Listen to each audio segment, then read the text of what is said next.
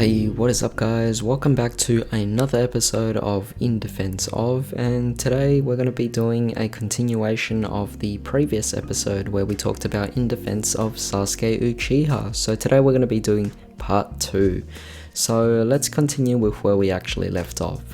What happened last time was Sasuke left the village and we just ended it right there. So at this point, it was a big decision. He thought that the Leaf was not a great place for him to get stronger and he had to go to Orochimaru instead. So at this point, I don't think anyone necessarily disagrees yet. We are a bit confused, but again, we could still understand where Sasuke was going at this point. So after everyone found out, a team was assembled to retrieve Sasuke, where a bunch of sacrifices were made throughout the way, and we end up with the Naruto and Sasuke confrontation.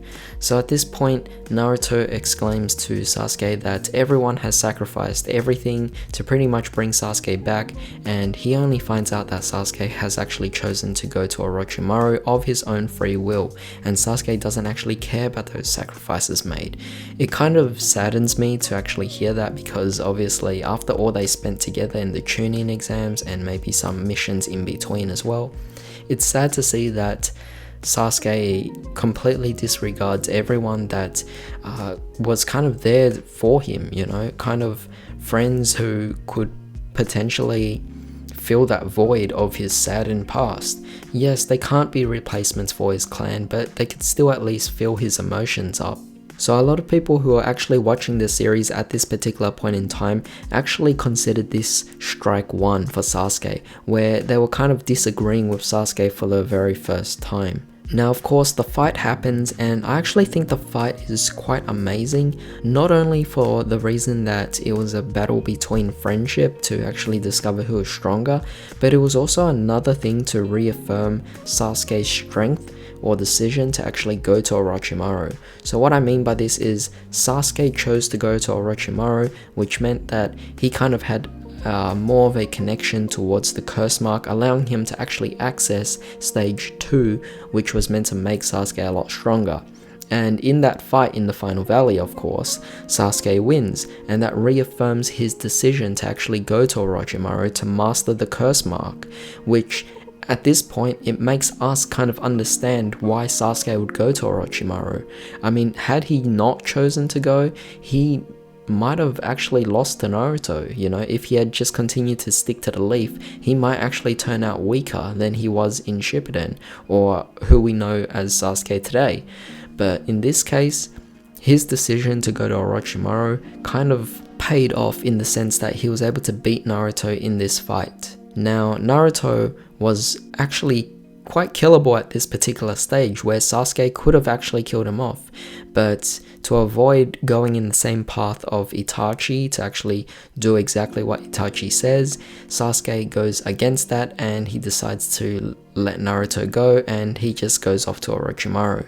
So at this point, it kind of also strengthens Sasuke's will, and so all of us are kind of like, oh wow, this guy is actually quite dedicated towards achieving his goal in such a way where he even forms a belief system or a value system where it goes against Itachi. Now, from this point up until Shippuden, nothing happens at all involving Sasuke, so let's skip over to Shippuden. So in Shippuden, even in the first arc, Sasuke didn't have any kind of involvement whatsoever, so we move on to the second arc, where it was the Tenshi Bridge. This was where they went to actually Team 7, they went to ambush Orochimaru, and in turn, they might be able to actually get some leads on finding Sasuke. So we get to this whole encounter, the whole fight between Orochimaru. They run off and they eventually go and find Orochimaru's hideout and encounter Sasuke. What happens here is Sasuke happens to be way stronger, able to take out Naruto and Sai at the same time, and even incapacitate Yamato. This again will reaffirm his decision to actually join Orochimaru, just like their fight in the final valley. Sasuke going to Orochimaru has clearly paid off. He's significantly stronger than Naruto, But of course, they decide to break things off and they split apart again, and so that was another failed mission to retrieve Sasuke. But at this point, I think a lot of people still kind of understand why Sasuke is choosing this path. He needs the power to defeat Itachi. Skipping ahead, we have the Hiran and Kakuzu arc. Now at this case, Sasuke has no involvement whatsoever, but I do want to point out that Naruto does get stronger in this particular arc, developing a new jutsu, so he's getting stronger. And what do we think of this? Well, if Naruto's getting stronger, surely Sasuke has to get stronger, right? And that's true, Sasuke does get stronger, because it turns out that during this time, off screen, Sasuke managed to become so strong, he felt confident enough that he could defeat a weakened Orochimaru.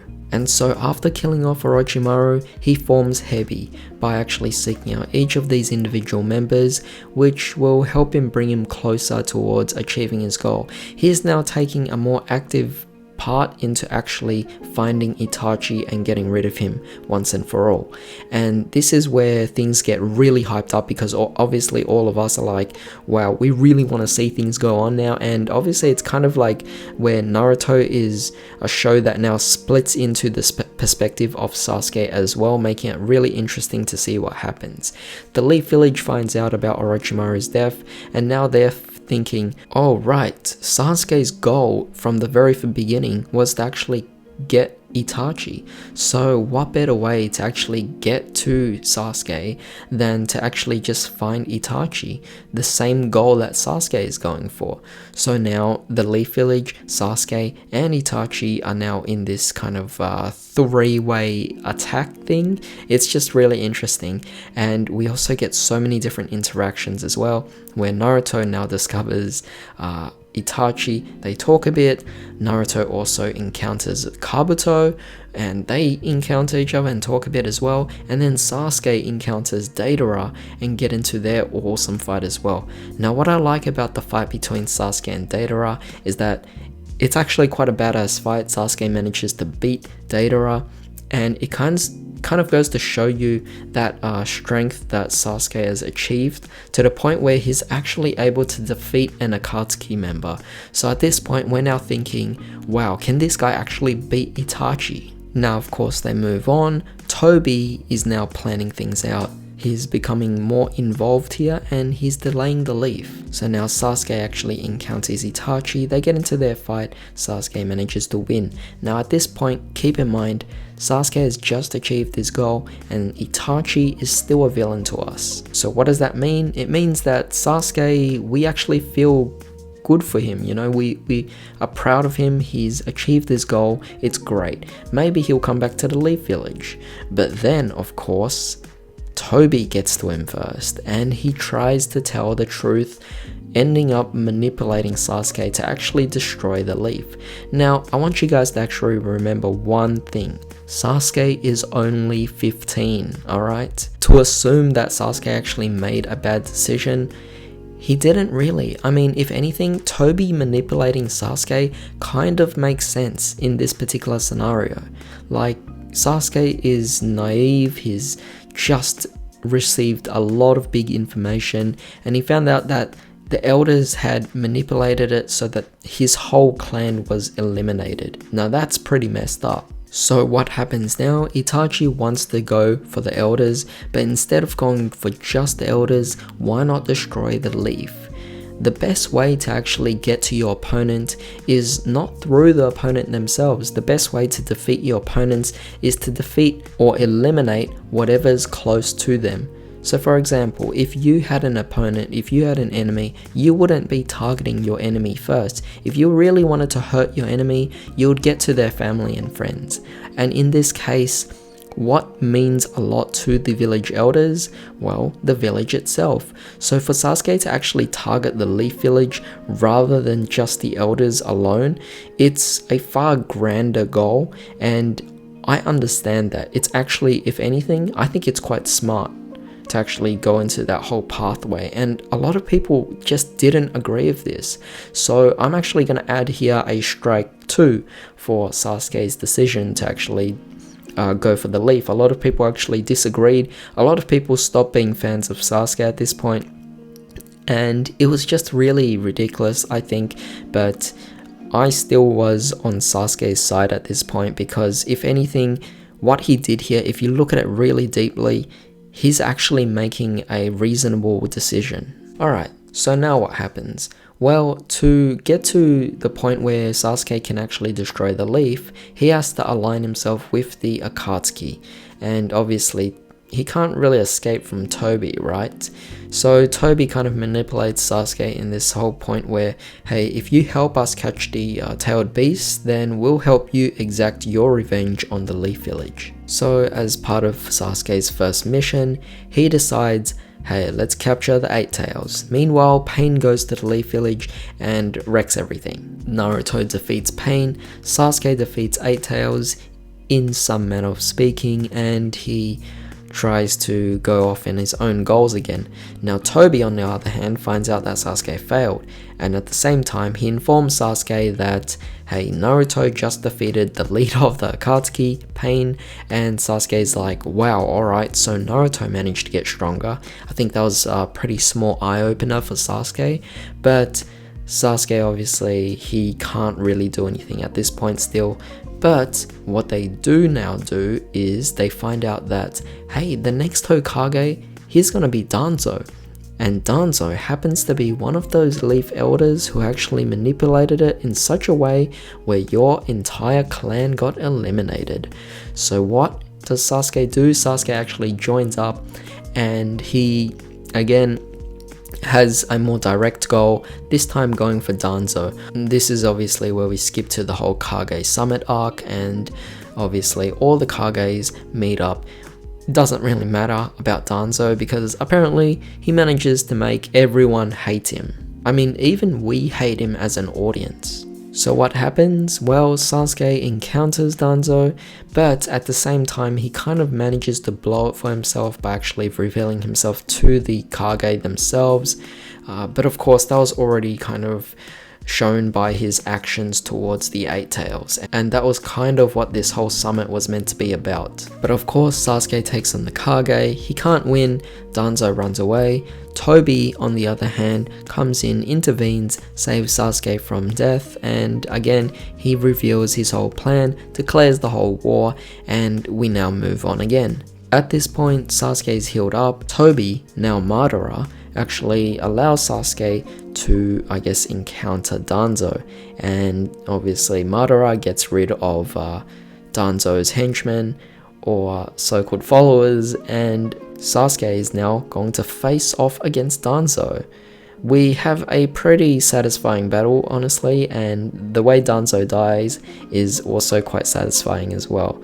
And seeing Sasuke be the one to actually kill off Danzo, again, I think that was a secondary goal, or the second major goal that Sasuke actually managed to accomplish. So again, kind of feel proud of that, and I think it drove a few points up for Sasuke, where it was like, you know what, Danzo was a character that everyone hated, and although a lot of people might not be on Sasuke's side, they were definitely on Sasuke's side on this fight here. I mean, I'm pretty sure everyone was rooting for Sasuke when he was actually going up against Danzo. But one thing that kind of did make things a bit weird was that Sasuke stabbed Karin. And to see that actually happen, I was like, what? Oh my goodness, that was a pretty crazy turn. And we also have to keep in mind that Sasuke also ended up rejecting Gaara's plea as well, so that is also another eye-opener. So should we actually consider this strike 3? Yeah, kind of. So let's recap. Strike 1. Sasuke doesn't care about anyone who actually sacrificed themselves to come and retrieve him during the original series, during that Sasuke retrieval arc. Strike 2, Sasuke decides he wants to destroy the Leaf Village. Strike 3, Sasuke refuses Gaara's plea and is now kind of turned into the dark side, so much to the point where he's even killing off his own teammate as well. So this is the point. 3 strikes and you're out, right? Yes, at this point in time, a lot of people were really just against Sasuke. He couldn't care less anymore, and even just a little bit later on as well, which I kind of grouped together in this same major event, is that Team 7 reunites again. For a brief moment, Sasuke says, "Hey, I want to kill Kakashi." I don't know why he says that, but yeah, sure. But I kind of understand. And then Sasuke declares this crazy goal of his where he says, "Hey, you know what? We'll erase the Uchiha from everyone's minds by actually getting rid of all of you." That was kind of like the goal where it was nuts, and at this point in time, a lot of people was kind of tipping to the wrong side. I have to admit that even myself, I kind of tipped to the other side as well, where I was just no longer agreeing with Sasuke. It was just a really crazy move, and it just didn't make any sense whatsoever. But of course, Sasuke loses his vision, and now he needs to retreat and get his new eyes, the ones from Itachi. And so we move further on, and we have the whole war itself. But I think that's where we'll end it from now. In the next part, which I believe to be the final part to this whole In Defense of Sasuke Uchiha, we'll talk about Sasuke's whole actions during the war and after the war as well. But given that during the early portions of the war, Sasuke wasn't really involved, I'm pretty sure we won't have to spend too much time talking in part 3. So I am absolutely certain that part 3 will be the final part to this. But with that being said, we got to see a lot about Sasuke's development and how his character kind of shifted a whole 180, and at this point a lot of people have lost hope for Sasuke. But I hope you guys enjoyed this video. If you did, give this video a thumbs up and also share it to anyone who might be interested in this as well. Don't forget to subscribe for part 3 when that comes out. And of course, I hope you all have a great day. This is Enigma signing out.